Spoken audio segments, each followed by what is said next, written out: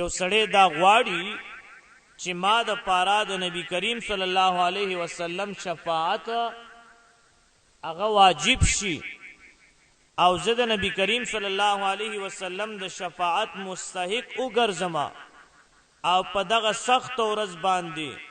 نبی کریم صلی الله علیه وسلم زما شفاعت وکي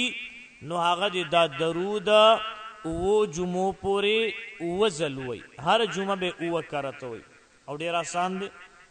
اللهم صل علی محمد وعلى آل محمد تكون لك رضوان ولحقه أداء وأعطه الوسيلة والمقام المحمود الذي وعدته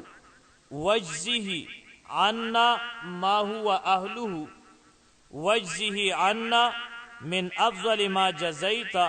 نبيا عن أمته وصل على جميع إخوانه من النبيين والصالحين يا أرحم الراحمين. دا خو ستاسو د سمجھ د پاره یو ټکی مې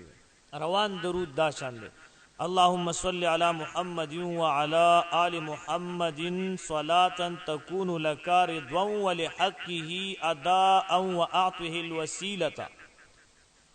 والمقام المحمود الذي وعدته واجزه عنا ما هو أهله واجزه عنا من أفضل ما جزيت نبيا عن أمته وصل على جميع إخوانه من النبيين والصالحين يا أرحم الراحمين. استاد پاربا د نبی کریم صلی الله علیه وسلم شفاعت چې ده هغه واجب شي.